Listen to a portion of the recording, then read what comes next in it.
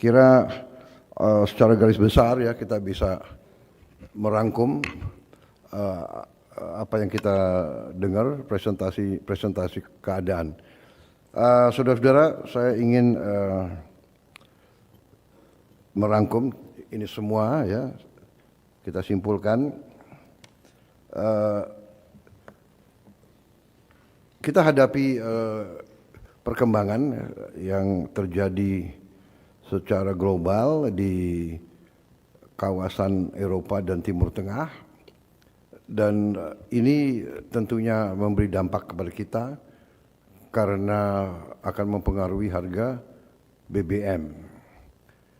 Harga BBM juga bisa mempengaruhi harga makanan.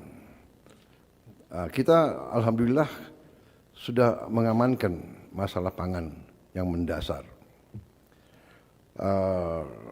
Masalah BBM kita sebenarnya sudah punya rencana-rencana, ini akan kita akselerasi ya.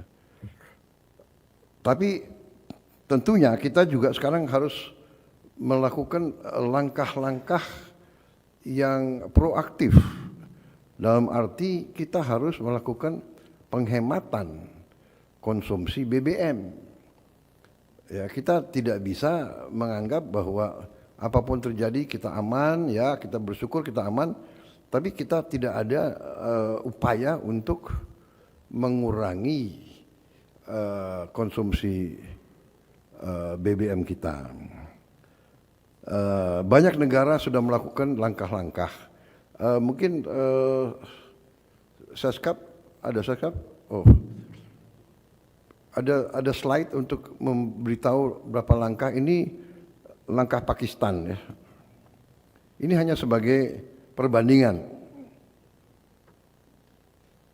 Jadi mereka menganggap ini sudah kritis. Jadi dikatakan critical measures. Seolah bahwa ini bagi mereka seperti kita dulu waktu COVID. Mereka melaksanakan work from home, kerja dari rumah untuk semua kantor, pemerintah maupun swasta. 50% bekerja dari rumah. Kemudian hari kerja mereka potong hanya menjadi 4 hari. Mereka bahkan mengurangi gaji untuk anggota kabinet, untuk anggota DPR, dan semua penghematan gaji ini dikumpulkan untuk membantu kelompok yang paling rentan atau kelompok yang paling lemah. Mereka memotong semua ketersediaan BBM untuk semua kementerian, dan mereka mewajibkan 60% kendaraan pemerintah untuk tidak digunakan pada setiap saat. Kemudian mereka menghentikan semua belanja AC ya, belanja kendaraan, belanja mebel dari semua lembaga pemerintahan untuk waktu yang tidak ditentukan. Mereka hentikan semua kunjungan ke luar negeri, kemudian mereka kurangi, tidak boleh menggunakan dana pemerintah untuk acara-acara pesta dan sebagainya. Kemudian semua lembaga pendidikan tinggi mereka pindah ke online.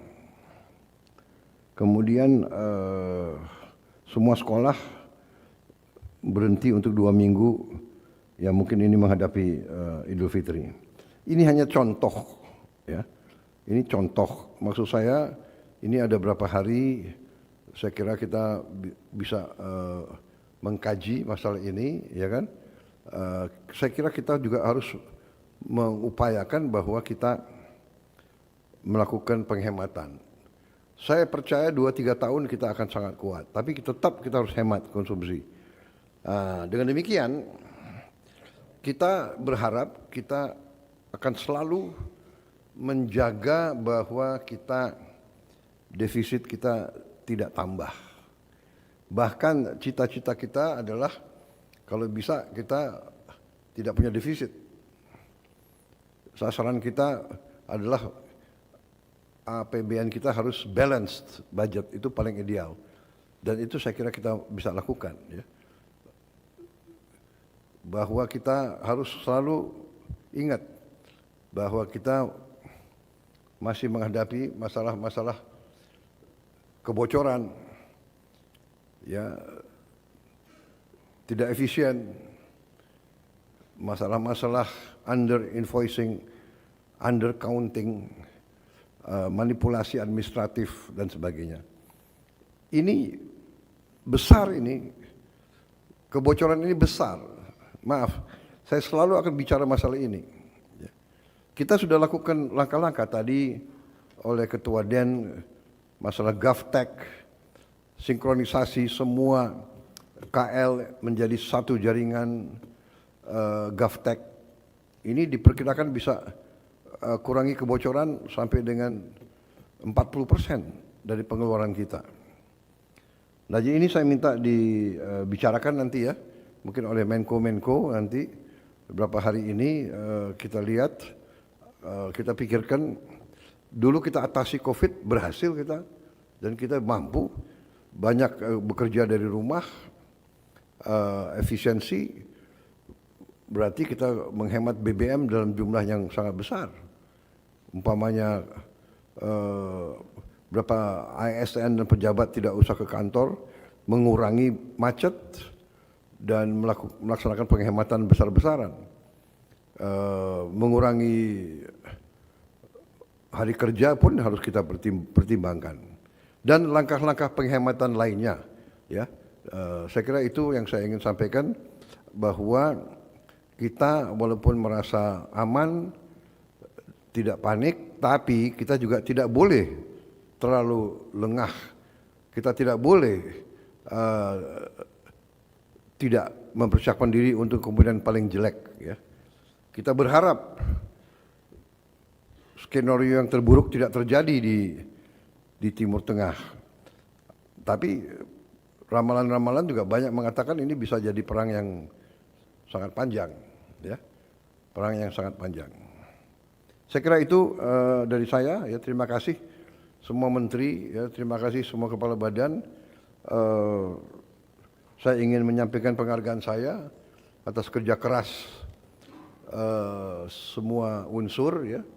Saya kira kita sudah buktikan tidak hanya kepada rakyat kita, tapi kepada dunia, bahwa pemerintah kita bekerja dengan sangat cepat, dengan sangat efisien. Masih banyak yang kita harus kerjakan, tapi kita berani menghadapi kesulitan. Kita berani mengatasi kesulitan, dan kita tidak mau berbohong kepada rakyat kita, dan kita tidak mau berbohong kepada diri kita sendiri, ya.